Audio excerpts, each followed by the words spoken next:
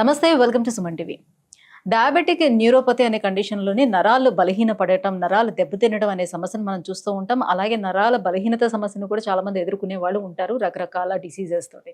So దీనికి ఈ నరాల బలహీనతను తగ్గించుకోవడానికి ప్రోటీన్ ఎక్కువగా తీసుకోమని చెప్తూ ఉంటారు. ఆ ప్రోటీన్ కోసం మనం డెఫినెట్గా B12ని ఇంక్రీజ్ చేసుకోవడానికి వైటమిన్ B12ని ఇంక్రీజ్ చేసుకుంటే నరాల బలహీనత కూడా తగ్గుతుంది అని చెప్తారు. దానికోసం మనం ప్రోటీన్కి చూస్తాం. ప్రోటీన్ అనేది మనకి మీట్లోనే దొరుకుతుందని మీట్ని ఎక్కువ తినడానికి ట్రై చేస్తుంటాం. బట్ అసలు మీట్ జోలికి వెళ్ళొద్దు. చికెన్, మటన్ అనేది అసలు దాని నుంచే కాదు, వేరే రకంగా కూడా ప్రోటీన్ని కలెక్ట్ చేసుకునే అవకాశం ఉంది అని చెప్తున్నారు హోమియో డాక్టర్ చేతన్ రాజ్ గారు. సో అది ఏ రకంగా అసలు ఈ ప్రోటీన్ని డెవలప్ చేసుకోవడానికి బాడీలోని అసలు ఏ మార్గాలు ఉన్నాయి, సో ఎటువంటి డైట్ ని మనం తీసుకోవచ్చు, ఈ విషయాలన్నీ కూడా సార్ని అడిగి తెలుసుకుందాం. Hello sir. నమస్తే అండి. సార్, ఇప్పుడు B12 డెఫిషియన్సీ ఉండే వాళ్ళకి నరాల బలహీనత సమస్య ఉంటుంది, అలాగే డయాబెటిక్ న్యూరోపతి వాళ్ళకి ఉంటుంది, అలాగే ఎన్ని ఆర్థరైటిస్, కొన్ని కండిషన్ స్పాండిలైటిస్ లైక్ అలాంటివి ఉండే వాళ్ళకి కూడా నరాల సమస్య ఉంటుంది. సో వీటన్నిటికీ కూడా మీట్ లేదంటే ఎనీ చికెన్, మటన్ ఎలాంటివైనా సరే వీటి నుంచి ప్రోటీన్ వస్తుంది. ప్రోటీన్ని తీసుకోండి సజెస్ట్ చేస్తూ ఉంటారు, లైక్ ఎగ్ అన్నీ కూడా. ప్రోటీన్ తినని వాళ్ళ పరిస్థితి ఏంటంటే, మీట్ తినని వాళ్ళ పరిస్థితి ఏంటి, ఎలా మేము ఈ ప్రోటీన్ని ఇంక్రీజ్ చేసుకుంటాము అని అడుగుతున్నారు సార్. ఏం చెప్తారు? మీరు కూడా తినద్దు అని చెప్తున్నారు, అందుకని అడుగుతున్నాను. అయితే ఎక్కువ అందరూ ఇంట్లో వండుకుంటారు కదా నాన్ వెజ్. అవును. ఏ రోజు వండుకుంటారు? సండే రోజు వండుకుంటారు. అయితే మార్నింగ్ 8ంటికి లేవండి మీరు. ఒక్క సండే అందరు 10:30, 11 అట్లా లేస్తారు కదా సండే. ఒక్కరోజు 8ంటికి లేయండి, సీదా బండి తీసుకొని మీరు ఉస్మానియా దవాఖానాకి వెళ్ళండి. ఓకే. ఉస్మానియా దవాఖానాకు పోయి మీరు జనరల్ వార్డ్కి వెళ్ళండి. ఆడ ఒక 100-200 పేషెంట్లు మినిమం మీకు అడ్మిషన్లో ఉంటారు. ప్రతి పేషెంట్ పోయి అడగండి, నువ్వు వెజా నాన్ వెజా. మొత్తం దవాఖానాలో 90% మంది నాన్ వెజిటేరియన్ ఉంటారు. అంటే నాన్ వెజ్ తినటం వల్ల వాళ్ళు సిక్ అయ్యారు అని అంటారా? నాన్ వెజ్ తినడం వల్ల సిక్ అయ్యే ఛాన్సులు చాలా పెరిగిపోతాయి. ఇప్పుడు కొందరు సండే రోజు ఒక పూట తింటారు, కొందరు 7 రోజులు 3 పూటలు తింటారు నాన్ వెజ్. అండ్ ప్రోటీన్ కావాలి అంటే నాన్ వెజ్ తినాలి అనేసి రూల్ లేదు. ఎందుకు నేను చెప్తాను. ఇప్పుడు 1.4 బిలియన్ ఇండియన్ పాపులేషన్, దాంట్లో మోర్ దెన్ 70% నాన్ వెజ్ తినేటోళ్ళే కదా. ఇప్పుడు ఈ మోర్ దెన్ 70% నాన్ వెజ్ తింటున్నారు, కానీ వాళ్ళకు కూడా నరాల బలహీనత అయితే ఉంది కదా, వాళ్ళకు కూడా షుగర్ వ్యాధి ఉంది కదా, అవునా కదా? ఎందుకు అట్లా అవుతుంది అంటే, ఇప్పుడు డయాబెటిక్ న్యూరోపతి ఉంది. డయాబెటిక్ న్యూరోపతి వచ్చింది పేషెంట్కి అంటే నరాలు కూడా ఎఫెక్ట్ అయినాయి, షుగర్ వ్యాధి కూడా ఎఫెక్ట్ అయింది. ఇప్పుడు ఈ రెండు ఎప్పుడు వస్తాయి? ఫిజికల్ యాక్టివిటీ సరిగా లేకపోతే వచ్చే ఛాన్సులు ఉంటాయి.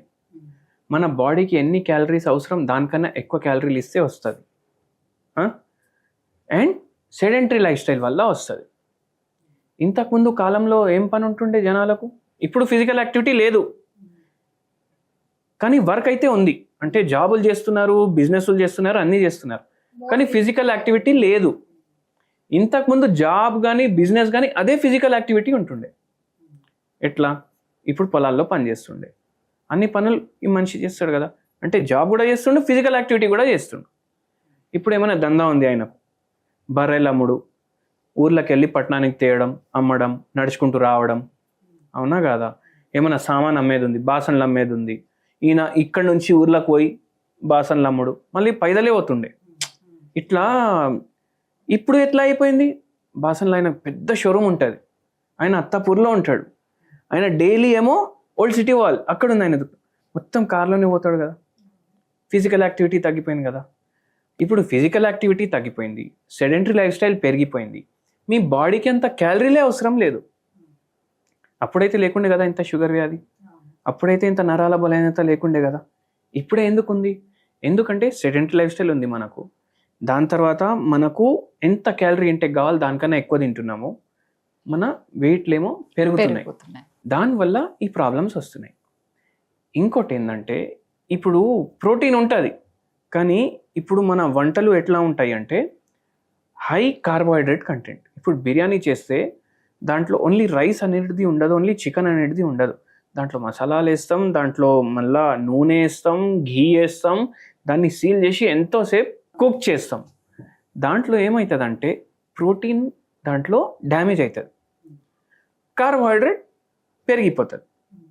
ఇప్పుడు మీరు తినేది ఏంది? కార్బోహైడ్రేట్ తింటారు. సో ప్రోటీన్ తింటున్నాం అనే భ్రమలో ఉంటాం.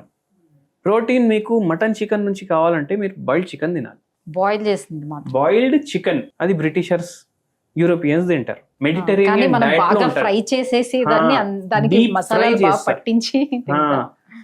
దానికి అంటే లైట్ పింక్ కలర్ ఉంది అనుకోండి మీట్, మనం దాన్ని డార్క్ బ్రౌన్ తయారు చేస్తాం. అట్లా మనం తయారు చేసేసరికి దాంట్లో ప్రోటీన్ అనేది ఉండదు. అండ్ ఇంకోటి ఏంటంటే ఇప్పుడు ఇంత జనాభా ఉంటే, ఇంతమందికి చికెన్ కావాలంటే, ప్రతి సండే ఇంట్లో వండాలంటే అంత చికెన్ ఏడికెళ్ళి వస్తుంది? దానికి యాంటీబయాటిక్స్ ఇస్తారు, గ్రోత్ ప్రమోటర్స్ ఇస్తారు, మళ్ళా దాని తర్వాత హార్మోన్ ఇంజెక్షన్స్ కూడా ఇస్తారు హెన్స్కి. అవి ఏమైపోతుంది? మన ఫుడ్ చైన్లో వచ్చేస్తుంది. ఇప్పుడు ఆ చిక్కి ఇస్తే అదే మేము తింటాం కదా, అది మన బాడీలో పోతుంది కదా. అప్పుడు ఏమవుతుంది? మన బాడీలో కూడా హార్మోనల్ ఇంబ్యాలెన్స్ స్టార్ట్ అవుతుంది. అండ్ మన బాడీలో అందుకే షుగర్ వ్యాధి, బీపీ వ్యాధి, ఈ నరాల వ్యాధి అనేది పెరుగుతున్నాయి. సో న్యాచురల్ గా హెన్స్ ని పెంచట్లేదు. సో ఫాస్ట్ గ్రోత్ కోసం రకరకాల ఇంజెక్షన్స్ అన్ని దానికి ఇంజెక్ట్ చేస్తున్నారు కాబట్టి అదే మనం తింటున్నాం కాబట్టి మన బాడీలో కూడా చేంజెస్ వచ్చేస్తాయి. సో న్యాచురల్ గా పూర్వం అయితే అక్కడే ఊర్లలో పెంచేవారు కాబట్టి హెన్స్ అన్ని, సో నాటుకోళ్ళు అని అంటారు. సో అలాంటివి తింటే బెటర్ గా ఉంటాయి. మళ్ళీ ఇప్పుడు మీ క్వశ్చన్ మార్క్ ఏంది? ఇప్పుడు మళ్ళీ నాకు ప్రోటీన్ ఏడికెళ్ళి రావాలి? డైలీ మీరు సల్లచారు తీసుకోండి. ఇప్పుడు సల్లచారు అంటే ఏంది? కొందరు మజ్జిగ పులుసు అంటారు, కొందరు సల్లచారు అంటారు. డైలీ ఒక గిలాస్ తీసుకోండి. మీకు ఎంత రైస్లో కలుపుకొని తినాలనిపిస్తే అంత దాంట్లో కలుపుకొని తినండి. దీంట్లో మనకు B12 కూడా ఉంటుంది. B12 ఉంటుంది. చాలా తక్కువ మాత్రలో ఉంటుంది, అంత సరిపోదు అనేసి కొందరు అంటారు, కానీ ఉంటుంది. మీకు ఎంత ఎక్కువ తీసుకోవాలనిపిస్తే అంత ఎక్కువ తీసుకోండి. మళ్ళీ పెరుగు ఎక్కువ క్వాంటిటీ కన్జ్యూమ్ చేయండి.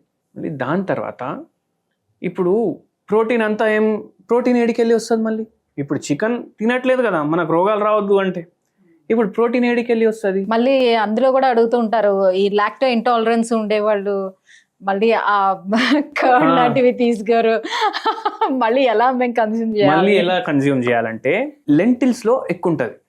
ఇప్పుడు లెంటిల్స్ అంటే ఏంది? లెంటిల్స్ అంటే పల్సెస్ అంటే ఏంది? పప్పులు. మీరు ఇప్పుడు మనం సాంబార్ తోటి రైస్ తింటాం, సాంబార్ ఎక్కువ ప్రిఫర్ చేయకండి. మీరు మన తెలుగు రాష్ట్రాల్లో సాంబార్ తినండి, ఒక రకం ఉంటుంది. మీరు కేరళకు పోయి సాంబార్ తినండి, ఒక రకం ఉంటుంది. మన తెలుగు రాష్ట్రం సాంబార్ లిక్విడ్ ఎక్కువ ఉంటుంది, కేరళలో సాంబార్ ముద్దపప్పు లాగా ఉంటుంది. అంటే ఏంటంటే ఇప్పుడు పప్పుల్లో ఉంటుంది కదా ప్రోటీన్, మీరు సాంబార్ తినే బదులు ముద్దపప్పు తినండి. ముద్దపప్పు తింటే ఏమవుతుంది? పప్పు క్వాంటిటీ ఎక్కువ పోతుంది. రైస్ తక్కువ తీసుకోండి, పప్పు ఎక్కువ తీసుకోండి, దాంతో పోతుంది. ఇంకా ఎక్కువ rich source of protein, pure source of protein అంటే నేను పుట్నాల పొడి అంటాను. ఏం చేయండి, రోజు మీరు రైస్ తింటారు కదా, మధ్యాహ్నం రైస్ తినండి. మధ్యాహ్నం రైస్ తింటే మీరు ఒక 2 బుక్కలు ఫస్ట్ తీసుకోండి, దాంట్లో ఎంత రైస్ తీసుకున్నారో అంత పుట్నాల పొడి వేయండి. సేమ్ క్వాంటిటీ పుట్నాల పొడి, సేమ్ క్వాంటిటీ పుట్నాల పొడి, సేమ్ క్వాంటిటీ రైస్, ఇంతే. అది వేసి దాని మీద మీరు ఆవు నెయ్యి వేయండి. ఆవు నెయ్యి వేసుకొని అది కలుపుకొని తినండి. ఇప్పుడు దీంట్లో rich source of vitamin B ఉంటుంది, B12 ఉండదు, B6 ఉంటుంది. వేరే అంటే B కాంప్లెక్స్ అనేది ఒక విటమిన్, దాంట్లో 1, 2, 3, B9, B6 ఇవన్నీ వస్తాయి. B12 ఉండకపోవచ్చు. B12 కోసం మనకు నెయ్యి కూడా వేస్తున్నాం, మజ్జిగ పులుసు తీసుకుంటున్నాం. ఇది ప్రోటీన్ రిచ్ కూడా ఉంటుంది అండ్ మైక్రోన్యూట్రియంట్స్ చాలా ఎక్కువ ఉంటాయి దీంట్లో. డైలీ 2 ముద్దలు ఫస్ట్ తినండి, దాని తర్వాత ముద్దపప్పుతోటి తినండి, పెరుగుతోటి తినండి, మజ్జిగ పులుసు తీసుకుంటున్నారు. ఇవన్నిట్లో B12 ఉంటుంది, వేరే B కాంప్లెక్స్ కూడా ఉంటాయి, మళ్ళీ ప్రోటీన్లు కూడా ఉంటాయి. మళ్ళీ ఇప్పుడు మనం మళ్ళీ షుగర్ ఉంటే రైస్ తినొద్దు కదా. కానీ చూడండి, ఇప్పుడు మార్నింగ్ మీరు ఒక పని చేయండి, మిల్లెట్లతోటి అన్నీ చేసుకోండి. ఇడ్లీలు తయారవుతాయి, దోశలు తయారవుతాయి, ఉప్మా అన్నీ తయారవుతాయి, అవి చేసుకోండి. అండ్ చట్నీ చేసుకునేసరికి కొబ్బరి చట్నీ చేసుకోవద్దు. కొబ్బరి చట్నీ ఎందుకు చేసుకోవద్దు? దాంట్లో కార్బోహైడ్రేట్ రిచ్ కదా, అందుకే అది చేసుకోవద్దు. పల్లీల చట్నీ తయారు చేసుకోండి. మళ్ళీ నైట్ మీరు ఏం చేయండి అంటే ఒకటే జొన్న రొట్టె ఏం చేయండి, ఒకరోజు కందిపప్పుల పొడి దాని మీద వేయండి, నెయ్యి వేయండి, ఇట్లా మంచిగా స్ప్రెడ్ చేసుకోండి, అదేమి డిన్నర్. ఒకరోజు పుట్నాల పొడి వేయండి, స్ప్రెడ్ చేసుకోండి, అదే డిన్నర్. ఇప్పుడు cheese spread, garlic spread, hazelnut spread అని వస్తుంది. ఇవన్నీ గ్లాస్ బాటిల్లో ప్యాక్ చేసి 500-600కి ఇస్తున్నారు కదా, దానికన్నా బెటర్ స్ప్రెడ్ మీరు ఇంట్లో తయారు చేసుకుంటున్నారు, రిచ్ ఇన్ ప్రోటీన్. ఇప్పుడు ఏదైనా చాక్లెట్ స్ప్రెడ్లు ఉంటాయి, పిల్లలు దుంకి తింటారు కదా, దాంట్లో 50% చక్కెరే ఉంటుంది. దీంట్లో ఎక్కడ ఉంది? పాపం వాడు మెన్షన్ చేస్తాడు కూడా ఎంత ఉంటుంది పర్సెంటేజ్. అరే కొనకరానైనా దీంట్లో 50% నువ్వు చక్కెరకి కోసం డబ్బులు కడుతున్నావు అనేసి చెప్తాడు, అయినా మనం కొనేసి తీసుకొస్తాం, అవునా కదా? సో మనం ఇట్లా హెల్దీ మనమే స్ప్రెడ్లు తయారు చేసుకోవచ్చు. ఒక పప్పుది పొడి, నెయ్యి తయారు చేసుకొని ఆ స్ప్రెడ్లు మీరు రొట్టెల మీద పెట్టుకొని తినండి. మీకు చపాతీ ఇష్టం ఉంటే ఒక్కటే చపాతీ మళ్ళీ దాని మీద పెట్టుకొని తినండి, రైస్లో కలుపుకొని తినండి. హై ప్రోటీన్ స్ప్రెడ్లు ఇవి. సో ఇవి చేసుకోండి మీరు. ఇవి దానికన్నా టేస్టీ కూడా ఉంటాయి, ఎకనామికల్ కూడా ఉంటాయి, హెల్దీ కూడా ఉంటాయి. సో మొత్తానికి అయితే మాత్రం నాన్ వెజ్ అయితే మాత్రం అతిగా తినద్దు, దాన్ని అవాయిడ్ చేయండి. దానివల్ల చాలా హెల్త్ ఇష్యూస్ వస్తాయి, కాంప్లికేషన్స్ ఉంటాయి అని అంటారు. సో మనకు కావాల్సిన ఆ బి కాంప్లెక్స్ కానీ B12 కానీ, సో ప్రోటీన్ ఏదైతే కావాలో ఆ ప్రోటీన్ అంతా కూడా మనకి వెజ్ తోటే సాధ్యం అవుతుంది అని అంటారు. థ్యాంక్ యూ సో మచ్ అండి, చాలా మంచి ఇన్ఫర్మేషన్ ఫార్వర్డ్ చేశారు వ్యూవర్స్ అందరికీ కూడా. Thank you so much. Thank you madam.